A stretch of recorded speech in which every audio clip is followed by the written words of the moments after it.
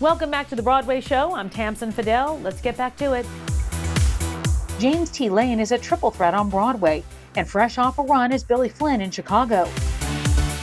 James just brought his deeply personal one-man show to off-Broadway's Theater Row. Let's send it out to Paul Wontorek. That's right, Tamsen. James T. Lane always wows audiences, and that's exactly what he's doing right now at his off-Broadway show, Triple Threat. We caught up just outside Theater Row.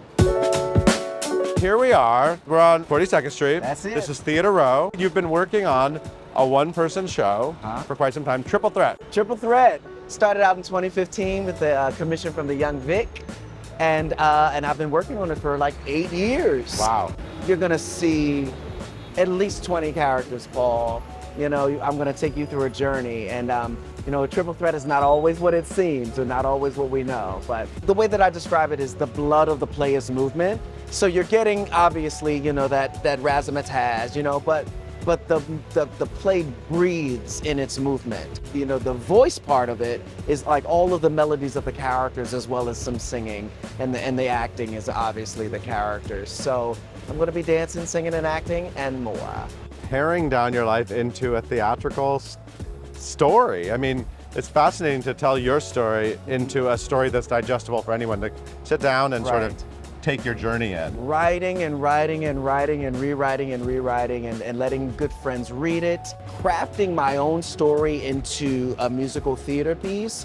It felt inevitable, if that makes any sense. I was looking around at the landscape of musical theater, and I was looking like, hey, with my particular set of talents, who's writing for me? Gone are the days of Ben Vereen and Hinton Battle and Gregory Hines. And I looked and I said, you know, there's no things coming down the pike for these skills that I have. Hey, I know.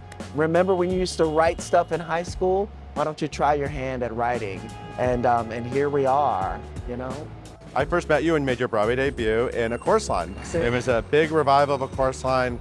It was like a big search for the cast, and you were Richie. I was Richie. And you were fantastic as Richie. And that was your first big moment. Absolutely. But you had already sort of had quite a life by that point. Yeah. Well, I'll take you back a little bit. I tore my Achilles tendon on the road with Fame the Musical. And I had a lot of time on my hands. And then I just kind of did this thing where I had a lot of time on my hands, so I would party, and it just got out of control. It got out of hand. I lost relationships with family and friends and loved ones. And you were an addict. I was an addict. And the very last thing, I could always hit the step, Paul. I could always do that. And it was devastating to me that I couldn't sing in tune. I couldn't hit the step.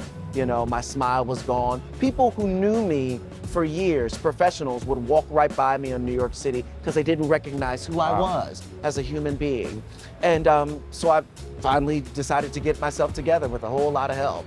My first job back was the Opera Company of Philadelphia. The audition was at 7 o'clock. I hadn't danced in a year and a half. I danced at the audition. The audition was over at 7:20. Rehearsal started at 7:30, and I was back in show business. Wow. And I was literally dancing for my life, Paul. Like, I was literally dancing to get back on my feet. I had a cookie belly, had a cookie butt, you know, but I was dancing for my life. And slowly but surely, people heard in New York City that I was coming back, doing things. Jay Binder, you know, at the open call for A Chorus Line, he called me after, and he said, welcome back to the Broadway community. We missed you. We're glad to have you back. You know, so what's the lesson, the life lesson you think people can take away from your story and your show? You can be down, but you don't have to count yourself out.